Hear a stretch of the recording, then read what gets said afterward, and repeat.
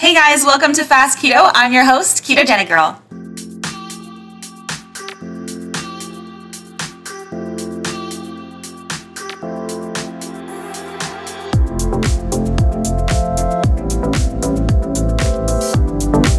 Hey guys, I am so excited. We have Dr. Ryan Lowery on the show today. He is a national champion baseball player, earned his BS, master's degree, and now PhD from the University of Tampa. He is the president of ASPI, which is the Applied Science and Performance Institute, and he has published over 100 papers, abstracts, and a book called The Ketogenic Bible. You probably know him very well if you are in the keto space, and he's one of the most inspiring people who posts and shares his keto knowledge, and I just love everything that he's doing. I love his message about positivity. He's so inspiring, and we had a fantastic discussion on all things keto today when it comes to following the ketogenic diet for health, for disease prevention, and just personally what he loves to do, his favorite biohacks, what kind of a diet he follows today, and what he's optimizing for in his personal health. So I hope you guys enjoy this super fun episode with Dr. Ryan Lowery.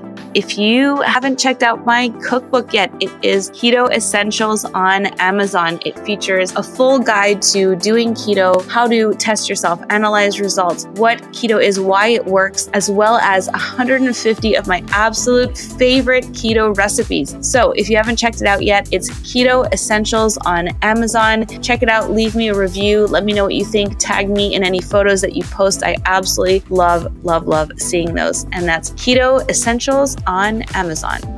A few disclaimers. By listening to this podcast, you agree not to use this podcast as medical advice, as I am not a qualified healthcare provider. The information presented on this podcast is for educational purposes only. Ketogenic Girl is not qualified to provide medical advice. Consult your own physician for any medical issues that you may be having. This entire disclaimer also applies to any guests or contributors to this podcast. Prior to beginning a ketogenic diet, you should undergo a full health screening with your physician to confirm that a keto diet is suitable for you and to rule out any conditions or contraindications that may pose risks or that are incompatible with a ketogenic diet. A keto diet may or may not be appropriate for you if you have any kind of health condition, whether known to you or unknown. So you must consult your physician to find this out. Anyone under the age of 18 should consult with their physician and their parents or legal guardian.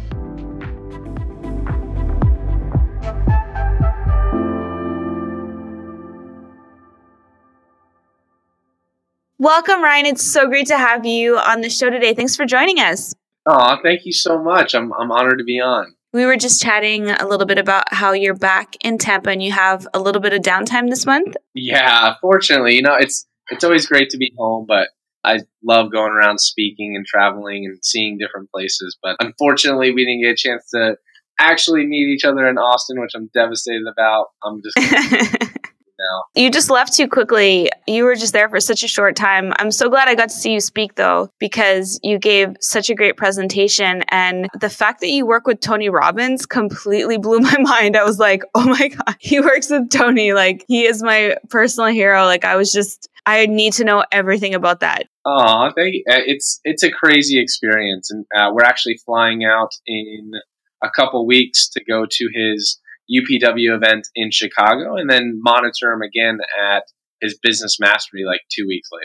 That's insane. Like that's just amazing that you get to work with someone like of him. And the fact that you said that he burns like 8,000 calories or something when he's actually like on doing his event. It's incredible. Tony he's not human. And no. You realize that from how powerful he is psychologically, like in how he's able to literally transform people's lives.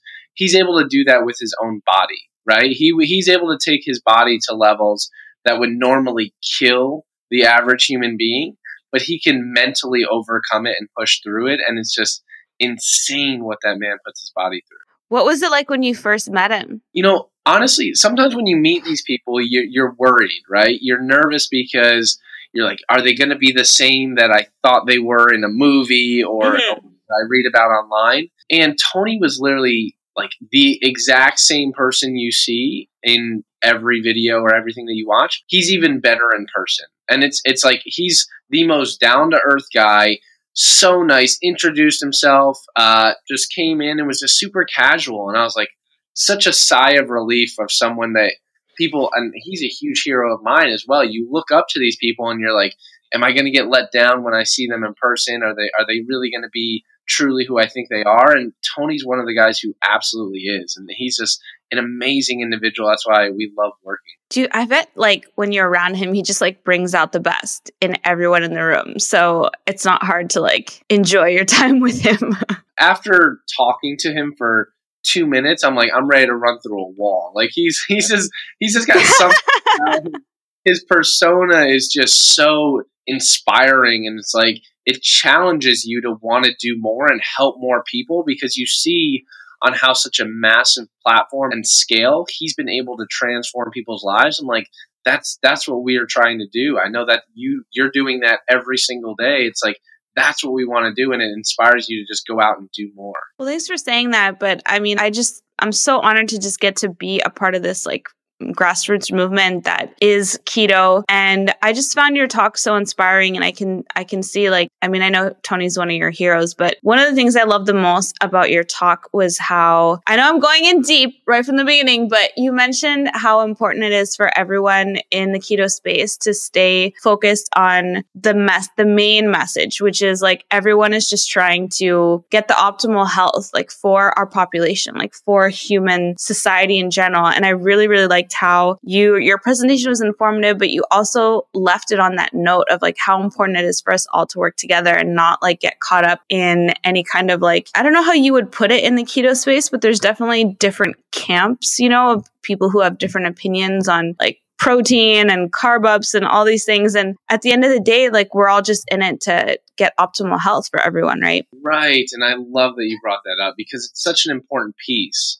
And I think one of the things that I mentioned that I said, I feel a deep moral responsibility to help protect this conversation, because I don't want it to be the Atkins of the 90s. I don't want it to be what sort of is kind of happening to paleo right now, where it's kind of fading out and going out. Like this conversation's so powerful. And the only way it's going to fade out or become one of those trends that was back in 2017, 2018, when we look back 10 years from now, the only way that's going to happen is if we don't really unite, and instead we bicker amongst each other. And then you have people that take things way out of context, and it's either my way or the highway, and you lose people when that happens. And my thought is, you've seen it with so many people that you've worked with, not only from a body composition standpoint of all of the amazing data and information and results that people are seeing, but from a research and therapeutic component, this conversation is like just getting started of where it can go. And that's why I feel so passionate about it and love that like people like you are out here advocating for this on a massive and on a global scale, literally a global scale, because that's what it needs. That's the attention it needs, and that's the attention it deserves. The one thing I want to ask you is, you know, it's so important for us to be having this conversation now, especially with more and more people coming to keto. And I think it's just going to be like a massive tidal wave. And just like you said, we're just in the early stages of it. So how do you think we can preserve that message in this conversation, like with so many people coming to it, and avoid, you know, those pitfalls of like what happened to Atkins and that kind of thing? Yeah, it's one of the biggest challenges, right? And that's one of the things. This, fortunately, there's people like yourself who are going out and educating on social media and your website and everything that you have going on, and people look to you and several other influencers in the space as authorities and go, okay, well, like if Nessa says it, like then it's got to be legitimate. And that's rightfully so, because you've spent so many years looking at this. You spent so many years doing this and working on it with so many different people. The challenge is going to be helping people vet through what's reality and legitimate versus what people are putting off as a marketing gig of saying, hey, I'm going to jump on this keto bandwagon, run a ton of Facebook ads and all these different things saying, hey, here's 2 ways to get into ketosis, or use these hacks to get into faster. And they're just jumping on the bandwagon, and they're not truly authentic. And I think the key is this: people can see through, and they really understand authenticity and transparency. And at the end of the day, that will always win. Like people who are authentic, people who are transparent will always win. Sure, other people will come in and be like, hey, a quick little, oh, let me run my program and do this. And then they're out in 3 months because they're on to the next quote unquote fad of what they think is popular. But there are people that are authentic, that are in this for the long run. And those are the people to follow. Those are the people who will always win and guide you on the right path. Right. No, that's so well said. And I know I've digressed a lot. I want to get into you and all about you. Dr. Ryan Lowery, is that like still pretty cool to hear? It is. A lot of hard work went into that. So congratulations on completing your PhD. And just for anyone out there who may be new to the keto space, is not familiar with your work and ASPI, maybe you can share a little bit about yourself. Yeah, absolutely. And thank you. So my background, I grew up playing sports my entire life and always had an interest in optimizing human performance. And I talked a little bit about this at my talk at KetoCon. Well, in 2002, there was a big event that happened. My grandmother passed away unexpectedly. And for me, that was kind of a big wake-up call of saying, you know what? We're not giving the right advice. We're not really helping people to the best of our ability from a health standpoint. And for me, I realized that human performance isn't just working with elite athletes. It's helping people on the ground floor being able to get up and play with their grandkids. Because unfortunately, I never was able to experience that because my grandmother passed when I was so young. And so that kind of set my mission early on of like, I want to help on a global level, really improve and optimize people's health and performance. And so I went to the University of Tampa and met Dr. Jacob Wilson, who is the co-author of the book and now my business partner here at ASPI. And we started doing research on everything from exercise to nutrition to supplementation. And then it wasn't until 2010 when we met Dr. Jeff Volek, who was giving a talk on ketogenic dieting and endurance athletes. And at the end of the presentation, someone stood up and said, but Dr. Volek, what data is there on resistance training athletes? And he said, quite honestly, we don't have any. And at that moment, I had heard about keto. I had known about low carb. It was something I was dabbling in. And I said, you know what, this is something I really want to take head on because I understand the benefits that it can have for my friends and my family, but I really want to see what benefits it can have for athletes as well because they can be a voice of reason. And in today's society, you see celebrities and athletes really being, if they're on it, then it starts to garner a lot of attention. So I said, well, let's see if this is something worthwhile. And so we really started studying ketogenic dieting and resistance training and exercise and now have branched out into multiple different therapeutic applications as well and created what's called the Applied Science and Performance Institute, which is a 22,000 square foot research and training facility here in Tampa, Florida, where we study everything from high-level elite athletes to the Tony Robbins of the world to doing studies in Parkinson's and Alzheimer's and traumatic brain injury and everything in between, really trying to utilize alternative methods to try and help people to the best of our ability. So what is ASPI's fundamental mission? Basically, just to summarize it. It's to change lives through science and innovation. That's awesome. And do you find that the ketogenic diet has the most potential for that? I think for a multitude of different applications, absolutely. And granted, there are the elite level athletes that we work with in the NFL who can certainly tolerate carbohydrates. Granted, I think they should be on a ketogenic diet for other reasons, for their head issues that we can get into later. But for most people, the key is this. When we're young, we can readily take up and utilize glucose, and that's fine. But as we get older, it doesn't matter who you are, where you come from. Our body's ability to utilize glucose as its primary fuel source starts to fade. And instead of loading people up on drugs and Band-Aids, it's about time we start looking into an alternative fuel source, one that's likely superior to glucose in how efficient of an energy source that it is, to be able to provide a long-lasting, fruitful life. Right. That makes so much sense. I definitely relate to you and your story. I lost my grandfather to type 2 diabetes, and it really lights such a passion in you, especially when you have friends and family around you that go way before their time because of conditions and modern disease that could have potentially been prevented or reversed or even just, delayed in some way by having proper whole foods nutrition. So I really understand like where your mission comes from and like why you feel so passionate about it. And I think it's so cool that you've established this, center, which, is going to be able to provide so much incredible insight for people in terms of therapeutic application, of this diet. So that's really awesome. Now, do you personally do a keto diet for yourself? Yeah. I mean, I've been eating this way now, probably going on 5 years, I'd say. And what is it that made you want to try it? Was it for the athletic benefits or disease prevention or kind of both? For me, anytime we do a research study, I always want to put myself through it first. And so I was like, all right, if we're going to actually advocate and put people through this to test it, like I got to test it on myself.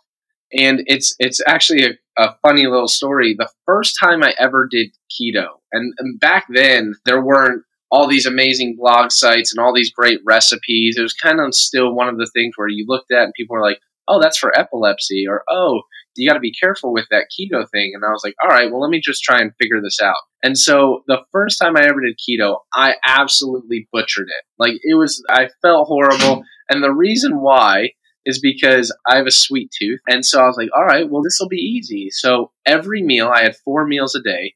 It's what I called keto mousse. It was unsweetened dark chocolate. It was heavy whipping cream, protein powder, and coconut oil. And like, I was like, all right, well, if I just eat this for all 4 meals, like I'll be good to go. And after about a week, I felt so bad. I was like, all right, time to really start thinking about a better way to do this. So, oh my gosh. I guess there was a little bit of protein in there from the dark chocolate, but otherwise, yeah, you must have been feeling pretty weird. It was brutal. But now it's so simple for me. It's like, right. And it's a funny learning lesson. Now, one of the things I find, and one of my personal missions, is just simplifying keto, because I think people make it way too complicated. And part of the problem is not people, it's the fact that there's just so much information overwhelm on the internet. So like, I was like you when I started, I was like going on these obscure like bodybuilding Reddit forums and stuff, just trying to find information. Now it's like the opposite. There's so much information, that you're kind of in the same space where you still don't really know like the best way to get started. How do you simplify keto, for people who like someone comes to you and says, I'm interested in this, like what's the best way for me to get started? Yeah, that's a great point. I point them, there's a really good kind of beginner's guide on ketogenic.com that I point people to a lot. Honestly, I point a lot of people to your book. I think it's one of the best starter guides for people that are kind of like getting started, because a lot of times people look at food as the challenge. And the biggest hurdle that I get them to look at is stop looking at all the things that you think you're going to have to give up, and let's look at all the potential things that you're going to gain. And the biggest thing, I talked to them, I said, all right, what foods do you enjoy? And usually they'll raffle something. They'll be like, oh, well, I love cheesecake. I'm like, cool, you can make a ketogenic cheesecake. Oh, I love cookies. Cool, you can make a ketogenic. Like they're like, wait, how's that possible? And like, getting people to wrap their minds around the fact that, hey, listen, let's focus on whole foods, number one, but understand that there are potential options for you. There's nearly a keto swap for every single thing that you enjoy or that you think you're going to miss out on a high carbohydrate diet. Oh, thank you so much for recommending my book. That's so sweet of you. Yeah, absolutely. It's great. I mean, it really is. It's so well put together. And I think people look at that and it's so relatable in that regard. And I think it's just an easy way for someone to just, hey, let's get into this. This is a perfect way to get started. That's awesome. I really appreciate that. And I fully agree with you. Like there's a keto swap for almost everything. And it's just that people don't realize it and think that it's so complicated because of the macros and all these things, which I think it's important that they're there, especially when people get started, to understand, that you're becoming this fat fueled person, you're making this transition and everything. And it's important to have, all this information, but also find that it can just be intimidating for so many people. At the end of the day, you're just eating whole, real, single ingredient foods. Like that's it. It's just like, you're just eating real food and staying away from and replacing like the sugar and the refined stuff. And, it's just so much easier than people realize. But you guys get into so much more sophistication than that with your lab. So what are some of the things you're the most excited about that you guys are working on right now at your institute? Oh man, there's definitely a lot. So we're doing some stuff with Parkinson's is actually a really interesting trial that we have kind of going on. Is we're looking at we have some preliminary data that I showed a little bit at the conference with even just utilizing like exogenous ketones or ketogenic supplements to some capacity. You can see in people with some of these brain impairments, neurological impairments, you can see improvements very quickly. And so our goal is, well, how do you kind of translate that long term? And you look at, everyone knows like by now, Alzheimer's is being termed type 3 diabetes. Like it's your brain's inability to properly handle glucose, right? And it's ultimately starving for fuel. So not only from an Alzheimer's perspective, the same type of thing happens in traumatic brain injury. And I think there's such an enormous need for that, and it often gets overlooked. And we're trying to be huge advocates for not only the NFL, but a lot of these contact sports where these athletes, it's like, hey, let's just try and work on a better helmet. It's like, that's not going to be the fix. That's treating one of the potential ways that people can conduct it. That's still not treating the root cause. The root cause is these brains are going through micro trauma in sport. And so how do we really combat that and be preventative rather than reactive after the fact? How do we help prevent that and provide something that maybe can provide some neuroprotection and provide fuel to the brain when it otherwise can't utilize glucose? Yeah, that's so interesting, especially with the neurological conditions. And when I first heard that Alzheimer's was potentially going to be reclassified as, type 3 diabetes, it just makes so much sense that if the brain can't, take up glucose for fuel, that it's just starving. And then you have, these ketones that even the brain loves to be fueled from. Right. And what's even more scary is if you think about like the whole concept with diabetes, and I think a lot of people walk around as pre-diabetics, unfortunately, and they often go undiagnosed. But you look at it, and what's scary to me is not only the alarming rate at which like type 2 diabetes is increasing in our country and our culture or globally, but you look at Alzheimer's, which is ultimately like type 3 diabetes, but you look at childhood diabetes, and that's frightening from a standpoint of we used to call this adult onset diabetes, and we had to change the name because it wasn't even adult onset anymore, because our kids are getting it. And that's the scary component. And that's what I want to hopefully help push this initiative towards is you look at these kids who are bombarded with all these infomercials and sweet snacks and all these crazy, crazy high sugar foods. And they're hitting complications before they even really can comprehend what the long-term implications of those decisions that mom and dad are letting them make.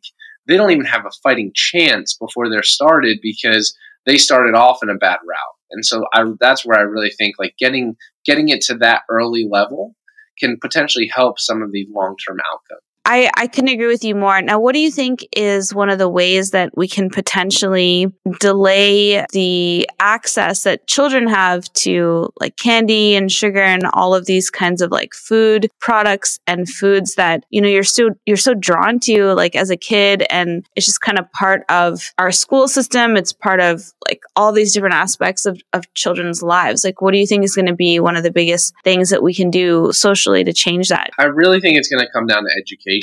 And I think it's really going to have to be a huge initiative, not only for the kids, because at some level, like mom and dad are the ones that are going out grocery shopping and making the decisions, and like giving them the lunch money for school and stuff. But in the same token, they need to educate the parents, because you look at what's going on and you have this fun bunny jumping around on commercials, or you have this cool tiger that's hanging out with you. And like when you go to the store, a lot of times parents go to the store and their kids have a meltdown when they look at it and they say, hey, I want that cereal, or I want that cookie or something, because it was their friend that was hanging out with them when they were watching that TV commercial all the time. And so like they want it. It becomes like this addiction to really want them. And they're like, unfortunately, I've seen this and I'm not a fan of it, And fortunately, we don't work with any companies that actually do this, but there are nutritional companies, a lot of them. A lot of the big time companies you'd see on TV commercials all the time and all over the media. Like, there is a science behind trying to make people addicted to their product. Like, I'll give you an example. For chips, there's a reason why there's ridges in certain places. There's a reason why the flavor profile or the dust comes off on your fingers and it's a certain color, like, and then it tastes a certain way. Like, there's a certain amount of salt in there to make you want to try and become addicted to it. Like, they don't want you to just eat one, right? They want you to consume an entire bag, and there's a science behind how do we get people to eat more, which is really scary. Hey guys, just taking a really quick break to talk about the 28-day Ketogenic Girl Challenge. If you're interested in doing a ketogenic diet for yourself, it's a great place to start. I teach you everything about how to follow a keto diet to get yourself into nutritional ketosis, and it includes 28 days of meal plans. It comes with weekly shopping lists, how to interpret results, how to test yourself, a complete guide to getting started on keto. If you've been keto for a while and you're just not getting the results that you want to in terms of your health or fat loss, or you are brand new to keto, the 28-day challenge is a great option because it also comes with my free coaching and support in our members Facebook group, and you can post any questions that you have about the meal plans, about keto, and I am there supporting you. We have an amazing community in our group. I like to call it the happiest place on earth because everybody in there is so excited about following keto, about having found something that really works well for them. And everyone in there is just so kind, caring, generous, and supportive. And it's a really fun place to be and hang out. So if you like more info on it, you can find it at ketogenicgirl.com. And it's the 28-day Ketogenic Girl Challenge. And now back to our interview. Yeah, I've seen some stuff on that. I didn't know some of the stuff you mentioned about like the colors and the ridges, but there's a movie that I love called That Sugar Film that was made in Australia. And they talk about like the Bliss Point and how there's just so much science that goes into figuring out like at what point we just like our brains freak out from like the perfect amount of sugar and like what makes things like these products so addictive. And I see it every day in people who are like wanting to change their lives and wanting to change their health. And yet you have like one, all the cheapest food is like the worst for you. And then, you know, two, just the fact that these products are so addictive. And, you know, like I know for myself, like I became addicted to candy like at a really, really young age. It's just so stimulating on like a really young brain. And those pathways, like they become, you know, solidified in the brain. And then they can also create like pathways for other addictive substances like later in life. So, I mean, there's just so many problems that I have with that, but it's just, you know, a product of the fact that we are in like a capitalist society. And there's so many things that I love about that. But, you know, we are incentivized to derive profit, and it's really like the policy change. And I think, like you said, the education, that's the biggest factor. And you guys made a great contribution to that with your book. And hopefully the Ketogenic Bible is going to be a textbook, you know, that people have in schools and study, especially as a part of nutrition, because like when I studied nutrition at the university level, part of my electives, like everything that I learned was the same old, you know, sad diet. There wasn't anything remotely close to any of this stuff in there.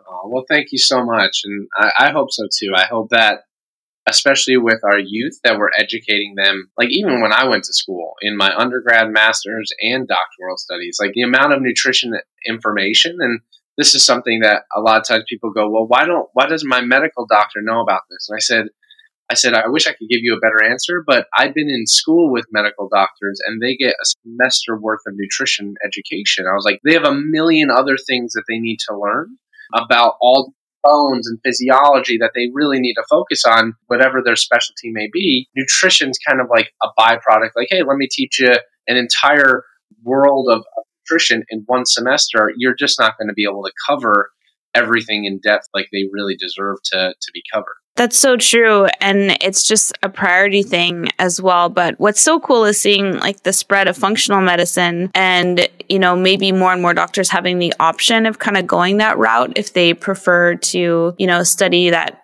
more holistic or functional or nutrition based approach as well, like in preventative medicine. Absolutely. And I think that's going to be huge moving forward, as a lot of people are seeing this as an opportunity to go, you know what? I don't necessarily kind of going against the grain of mainstream medical advice. And they want to be able to give people the best tools, options, information, and alternative, basically options to say, you know what? I want to make this decision on my own. And I'm going to be guided in this way. Some things that they wouldn't necessarily medically, from an MD standpoint, be able to give that same advice, which is kind of alarming. I actually saw a post the other day on Twitter about this. Someone talked about one of the main reasons why diabetics are prescribed such high amounts of insulin. Yes, I saw that. Because they can't conceive for that. And I'm like, oh my gosh, that's when you know there really needs to be a change in the way we handle medicine today. Yeah, I think I saw Nina Teicholz posted that or something, and she's like, I really hope this isn't true. Yes. So getting back to your experience with keto, you know, you're exposed to a lot of knowledge on keto. So I'm interested a little bit in like some of the things that you've done for yourself to like personally optimize and biohack your health. Like what are some of your favorite biohacks with regards to like lifestyle and keto in general? Great question. I think intermittent fasting has been something that's been game-changing for me. I was the person who couldn't function unless I had 7 to 8 meals a day when I was in college. 7 to 8? Yeah, it was insane. Like I used to eat oatmeal, and we used to call it protes, like protein and oatmeal, probably 4 times a day, and then like 3 meals. Wow. Meals on top of that. But that's like a typical bodybuilder. Like I'm trying to put on. Right. Not like you need to eat every 2 hours. And I'm like, it's so freeing to be able to be like, okay, cool. I intermittent fast. I exercise. I think some form of resistance training is extremely beneficial. I mean, that's been helpful for me. I've incorporated more high intensity interval training because that helps burn through glycogen and kind of increases mitochondrial capacity, which I think can help a lot of people who are on a ketogenic diet. So I'd say those are probably top hacks for lifestyle. So what's like a typical regimen for you with both of those? So a typical day for me would look like I get up. I'm not a big coffee drinker, but I usually get up. I will wait. I'll go into work and I'll have like a bunch of water in the morning, but I usually don't have my first meal. And my first meal is either a Cobb salad or a big shake. Like if I'm busy and I'm in a lot of meetings, I'll usually just whip up a shake that has protein, MCT powder, some unsweetened almond milk, and some ice, and just like kind of whip that up together for on the go. And it's just a ton of volume and not very many calories. That usually happens about 1 o'clock in the afternoon. I usually just have like a big dinner. That's usually like my regimen. I usually eat probably about 2 meals a day now. And then I work out roughly around 5 or 6 o'clock at night and have that dinner maybe at 7:30. Are your main health goals sort of like disease prevention, optimizing body composition, and do any focus on like longevity? Because I know that there's some studies out there on like calorie restriction and longevity. Yeah. So right now my goal is just overall health. Just health improvements, longevity. I went through a phase where I was like, I want to get as big as possible, like put on as much muscle, or I'm trying to get as lean and shredded as possible. Like I'm past that now. I'm just kind of at like a maintenance where I enjoy where I'm at and maintaining this lifestyle for like long-term health outcomes. That's kind of where I'm at. And the longevity piece as well. I tend to calorie cycle. So I was never one that dieted down. But there are some days where I'm busy and I might only eat 1 meal a day. And so that's like a lower calorie day. Whereas other days I will have a couple meals a day and I'm kind of cycling my calories throughout the week. And what does that mean exactly for someone who may not be familiar with calorie cycling? Yeah. So basically what it means is oftentimes there's 2 typical types of approaches of like you have your bulking, people that are trying to put on weight. So they're basically increasing their calories. They have an excessive amount of calories each day. So say your maintenance is 2,000 calories. People that are bulking might be eating 2,500 calories Sunday through Saturday, right? Every week. People that are dieting on the other hand, might do the same thing, but they're in the opposite direction. They might be eating 1,500 calories every single day of the week. What calorie cycling is you're alternating that. So say on Monday, I might have a high amount of calories. On Tuesday, I might go at 1,500. On Wednesday, I might be at 2,000. So like you're cycling, it's kind of like a roller coaster of your calories to really not allow your metabolism to down-regulate. Because what happens oftentimes is people will diet down, and your metabolism adapts, unfortunately, to that low amount of calories. And so it becomes very difficult to kind of build that back up. So one way to avoid that is to kind of do some calorie cycling. Right. I do that for myself with my keto diet, just like spike calories and also just for thyroid health and production as well. So that's really cool that, you know, you can speak to that. So for someone, for example, like most of the people that listen to Fast Keto are interested, obviously, in so many health benefits of keto, but weight loss and fat loss. So based on some of the work you've done at your lab, like, do you have any specific tips that you give to people when they ask you about like cutting or? Yeah. So one of the ways, and that's really where I see it, there's a tremendous benefit for optimizing body composition. And I'm glad you mentioned it that way, because oftentimes people will say, hey, is this something that can help me lose weight? And I said, well, I can give you anything that can help you lose weight. What we're looking for is really trying to optimize your body composition. We're looking for you to either gain or increase muscle and, right. and increase fat mass, which is a huge piece. So that's one of the things I tell people is you want to lose fat and maintain or gain muscle. And so the number on the scale isn't always going to be your best friend, because if you're losing 5 pounds of fat, but you're gaining 3 pounds of muscle, and you get discouraged because you only lost quote unquote 2 pounds, yet you feel great, your body's transformed, like that's what you're trying to look for. So the first thing I tell people is, hey, don't get so hung up on the number on the scale, because research has shown that a ketogenic diet is preserving a lot of muscle tissue and can be very anabolic to muscle, meaning that it helps preserve and increase muscle mass, especially when you're working out. And 2, you're going to lose if you're in a calorie deficit and you're eating a well-formulated ketogenic diet. You're going to be losing fat mass, but at the same token, you can be increasing muscle mass. So just don't get hung up on the number on the scale. I agree. Now, do you usually recommend that people do things like protein-sparing modified fasting, or like are those coming from your bodybuilding space? I would imagine that's probably what you generally recommend to people. Yeah, I think it's a tool. I think it's a tool for someone. Like I just like, there's a bunch of different things. Right now you're trying like Carnivore, right? Yeah. Is that right? I know you tried it too, so I wanted to ask you about that as well. Yeah, because these are all tools. And my thought is getting someone on a well-formulated ketogenic diet is probably step 1, and then taking them into these different directions. Like some people do extended water fasts, and I'm like, well, you got to be careful with that. Like you got to be careful about like how long you do it, what the person's baseline starting is at. Especially with females, you need to be careful about extended fasts. Like they're all tools that, if implemented correctly, can help, but you just need to be careful with them. Just don't take someone's advice and go, well, I'm going to go on a 5-day water fast every month. And I'm like, okay, well, there's a lot of things to think about here. Right. You might want to be careful with that. Right. And I'm glad you're bringing that up, because I really do think fasting, for the most part, extended fasting is generally recommended for people who have considerably high rate of body fat to lean mass, like technically maybe in the obesity or morbidly obese category. Whereas like there's so many other things you can do. I mean, I get great results every day from people who are on keto, you know, without like having to go through, you know, anything as challenging or potentially health compromising as fasting. I think it's a really great tool for certain individuals. But for the average person who's maybe just looking to lose like anywhere from 10 to 30 pounds, like there's so many great tools out there, like you said. And it's really cool to try different things out. With carb cycling, I just want to touch on that again. How many days a week do you typically recommend that people spike their calories so that they're able to maintain fat loss without like impeding their progress? Yeah, I think it's so customized and individualized of like what people can tolerate. Like I'll give you an example for me.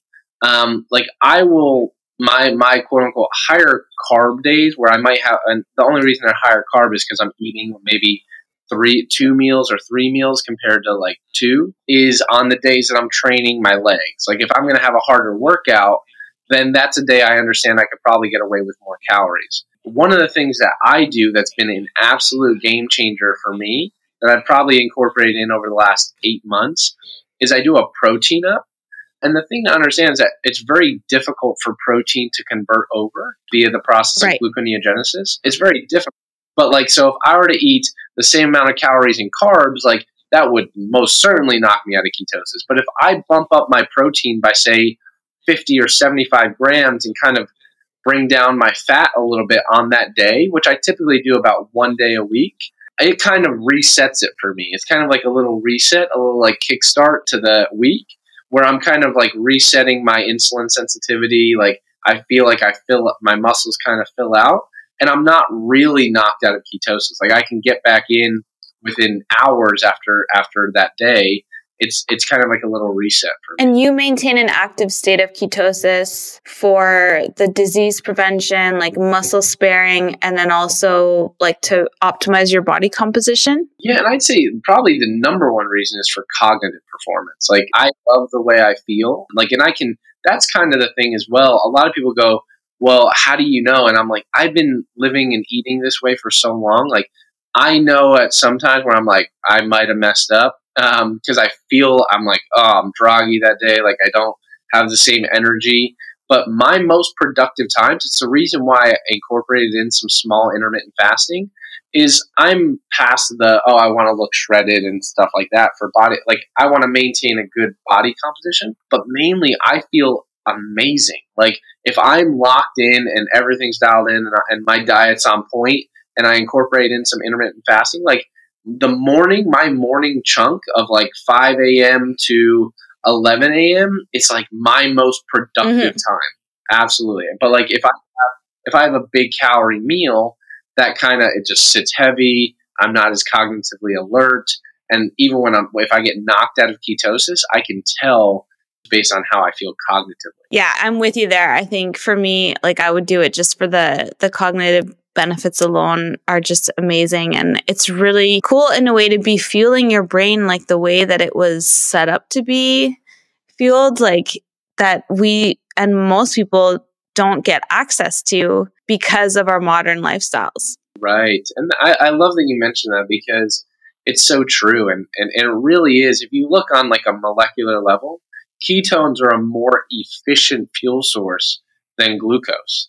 And it is kind of sad that a lot of people don't get to experience that kind of fuel because they're never in like a fasting state. Most people eat till like 11, midnight, and then they get up and have a breakfast in the morning, or they'll have like something on their way to work. And they're constantly in this state of this roller coaster of, I need to supply glucose, I need to supply glucose. And that's where you run into long-term health complication. Right. I agree with you. And I want to ask you about Carnivore and your experience with it, because I remember seeing you post some stuff. And actually your posts were some of the first that I saw. I don't know if you were doing it like maybe in January. And I remember at the time thinking like, oh my gosh, this is so unhealthy and like so crazy. Yeah, I get that. I got that so much. Like, and that's one of the things. That's one of the things I wanted to look at. I was like, like I'm a big proponent of like fiber. I think it can be extremely beneficial, and like all the research I've done for the last decade, like we used to talk about all of the benefits of fiber. So it's something that I was like, listen, it's being talked about a lot in the space. And kind of like what I said earlier, like I need to test this out on myself before I give anyone a recommendation of, no, this is the worst thing in the world versus, yes, this is the holy grail. Like utilize this if you're trying to go keto, sort of thing. Mm-hmm. Yeah, I felt the same way. Like I really wanted to understand it, but for me, I think it was seeing like first you, and then I interviewed a couple of other doctors who were using it for themselves, like personally, and like that between the three of you, like that's 3 doctors who are all super knowledgeable on human physiology. And, have either tried it or are using it personally in their lives. And I was like, okay, maybe there's something, to this. And the other thing for me was that the fact that it's not easy to do, like it's not easy to give up all that like variety and like, pleasure that comes from like eating carbs, like certain carbs, especially like the lower starch ones. So for some people to be doing it for like such a long time, there must be this qualitative difference that you get maybe even more than what you already get from just keto that is worth it for them to live this lifestyle long term. Because why else would you do it? Like if the benefits were just kind of like a little bit, like would you really give up like all the incredible things that you could, avocados and the dark chocolate and the coconut, like would you really give all that up? There has to be something to it. Right. And that's kind of what I wanted to look into as well. It's like, and so in essence, what I discovered I did it for 30 days and I felt great after I got over. The beginning was rough. I will say the first like week to week and a half were tough because like I thought on a ketogenic diet, like obviously we talk about the importance of electrolytes, but when you go like full blown carnivore, like I felt like I was chugging salt, like I needed so much to go along with my meals. Like it was, and then along with that potassium to kind of go along with it because I was so used to getting potassium from avocado. So I needed to supplement. The other thing I realized was I was just I don't think just eating meats like steak and burgers and stuff, like you really need to get into like liver. You need to get into some of these like meats that you're like, I don't really know, like these organ meats. Those tend to have like a lot of different vitamins and minerals in them that are very different from what you would typically get in like just a steak. So it wasn't until I started like trying that I was like, okay, here's some other options. And what did you like?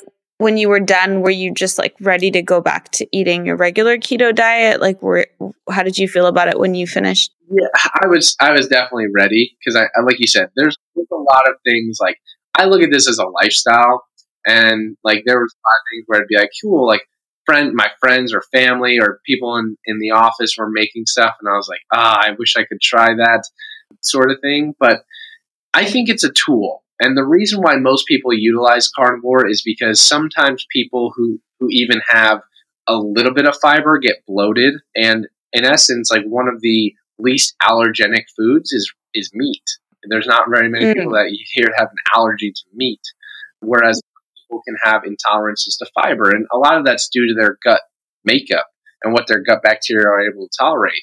So I guess there's two ways you can approach it. One, you can not feed your gut bacteria, or two, you can actively try and work on improving your gut microbiome, which is what a lot of other people advocate is like, hey, if you're eating a piece of broccoli and you immediately get bloated, like clearly there's a problem going on there. Like you can either not feed that, or you can try and really repair it and come at it from a different angle, utilizing probiotics and some of these other tools. Like that's one of the ways to look at it as well. And so I was like, for most people, it's about sustainability. And I think carnivore is a tool. Like I'll definitely do it again at some point, kind of just like go all in on some meats. I think it was fun in that capacity. But in the same regard, I love Cobb salads. And one of the things that you lose a lot of on carnivore, which someone like me who came from eating 8 meals a day, is volume. So like if you eat a steak with butter on it, like that's a very calorie dense meal where I can eat an entire Cobb and make it my way, and it's a ton of volume. So for someone who has like satiety problems, going carnivore, it's going to take time for them to adapt. Whereas like if they're having a huge salad or like a huge shake with just some protein and MCT powder in it, like that's going to take up space in their stomach, and they're going to feel fuller eating that than they would of 1,000-calorie steak that's smothered in butter. So that's kind of the way I looked at it. That's been one of the weird things for me is like I'm a big volume eater. So like I love Cobb salads too and kind of like live on them on keto. And then I'm like, I get full just from having a steak with some butter. And I don't have that like stomach stretch response, but hormonally my body is so satisfied. And it just kind of blew my mind that could even happen because I just never really experienced that before. My indicator was always just more the physiological, stomach stretch of fullness and having that volume. But for me, like the two biggest things I've taken away from it so far are using it as an elimination diet to see and I'm going to really carefully reintroduce certain carbs to see how they affect me, because there's so much value in doing that. And I don't want to lose out on that just by like reintroducing all my favorite carbs right away, but doing like one per week and seeing the response and learning from that. I think the best thing for me that's come out of it has been increasing my protein. I'm keeping it. I did a 7-day trial and I didn't like the results because it was not kicking me out of ketosis, but I didn't like seeing my blood sugar going up because I'm so used to being in like my little perfect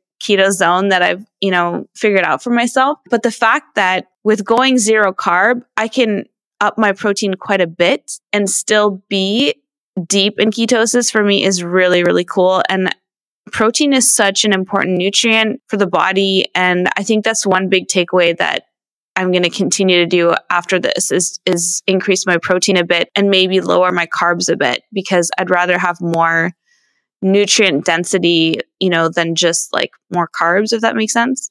I love that. And I love that you bring that up because that's exactly what I did. Like coming out of that experiment, I learned really now the only place that I get carbs from are from like salads and avocados. Yeah. Like I don't really eat.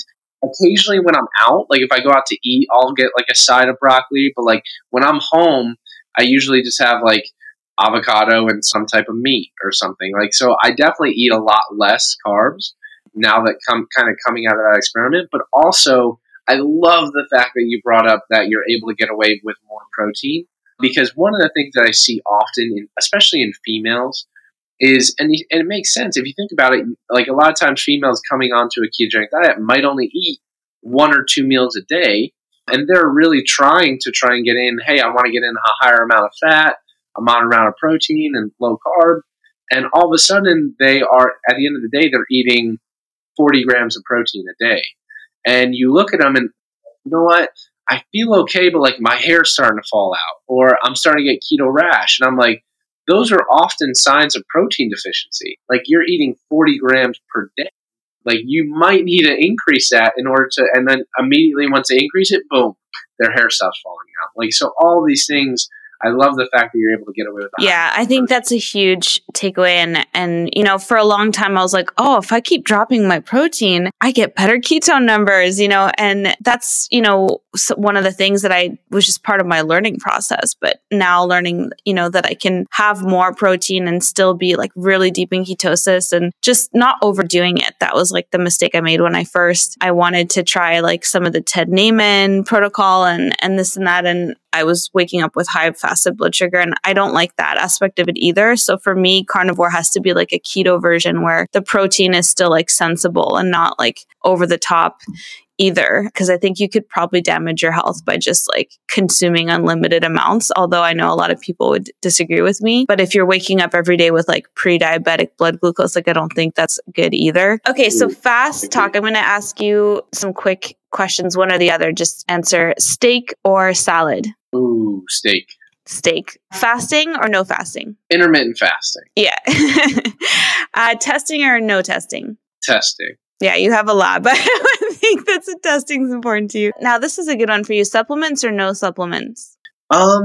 Supplements mended as they're intended to supplement your diet, not to replace anything. Right. And I should probably also add for like ketone supplements or no ketone supplements. I use ketone supplements as a tool. Yeah. So like I take them as a pre-workout, or if I'm like fasting, I use them to kind of help cognitively.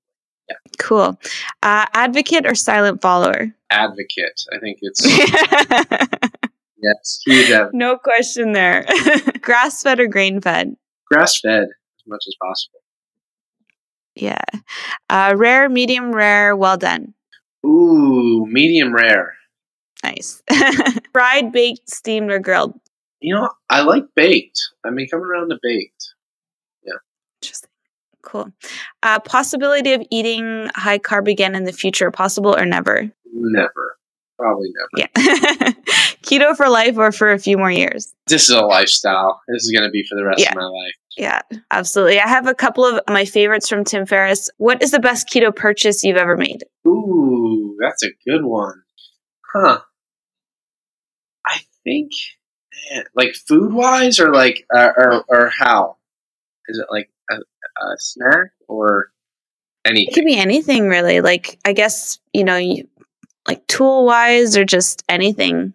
I'd say it's probably the first meter I bought was probably the most beneficial thing, because I was able to really see, all right, enough with this urine strips. Let me try peeing on this thing. And that so probably the first blood meter I bought was like, all right, now I can actually, and me having a scientific mind was like, all right, now there's some cool numbers. Now I can play around with these numbers.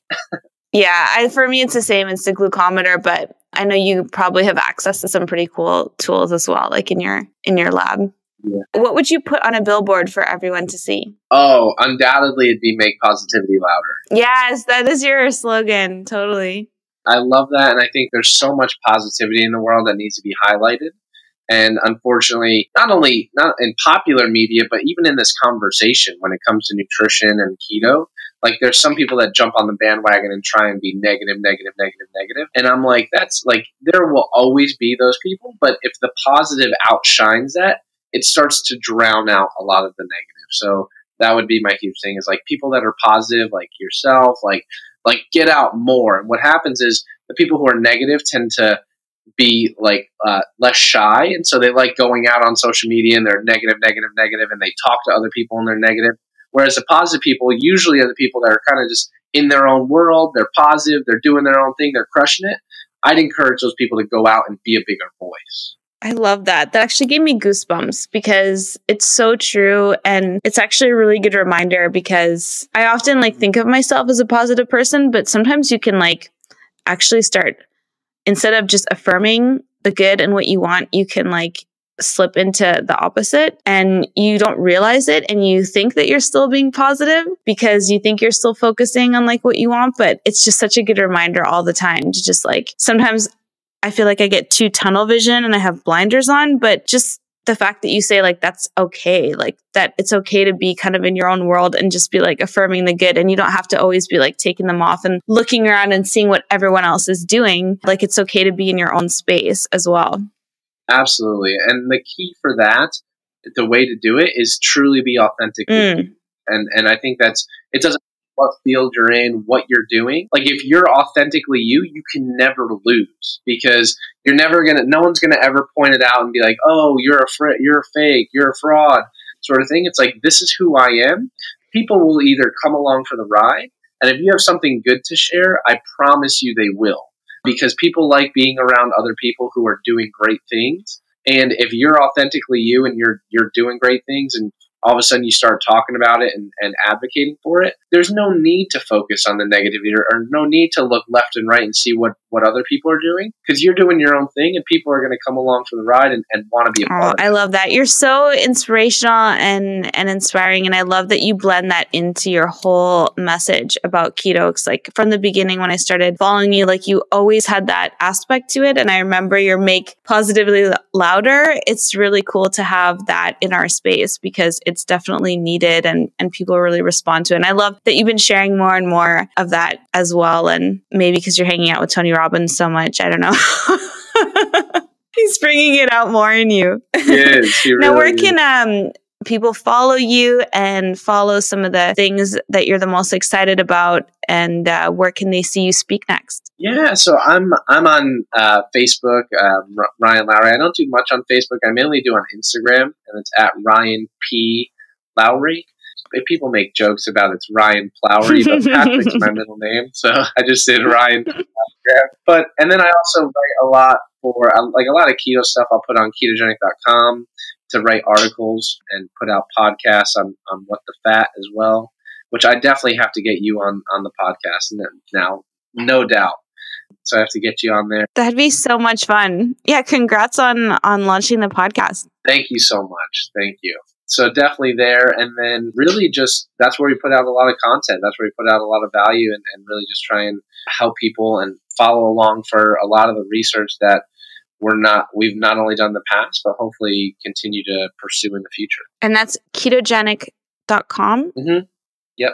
Awesome. I'll definitely put that in the show notes. So thanks so much for sharing your valuable knowledge and positivity and inspiring words with us today. Thanks so much for being here, Ryan. Thank you so much for having me on, and I really appreciate it, and I'll definitely be chatting with you soon. Awesome. I hope you guys had as much fun as I did getting to chat with Brian today. He's such an inspiring person, and getting to see him speak at KetoCon was so much fun. Everything that they're doing at ASPI is really, really going to be transforming the world, and it's really so cool to see his mission, how fired up, how passionate he is about health and democratizing health for people all around the world. And he's just so much fun to chat with. So I hope you guys enjoyed that conversation as much as I did, and we'll look forward to having Ryan back on in the future on Fast Keto for sure. If you are interested in getting started on the ketogenic diet, be sure to check out the 28-day Ketogenic Girl Challenge. It's at ketogenicgirl.com, and it comes with 28 days of keto meal plans all figured out for you with guides on how to test, weekly shopping lists, and it also comes with my support and coaching in our Facebook group and our Ketogenic Girl community online. So if you're looking for a way just to try out the ketogenic diet, or you've been doing it for a while and you're not seeing the specific results that you're looking for yet, give it a try. It's the 28-day Ketogenic Girl Challenge, and it's available at ketogenicgirl.com. Until next week's episode, I hope that you have a fat-fueled rest of your week, and catch you guys next time.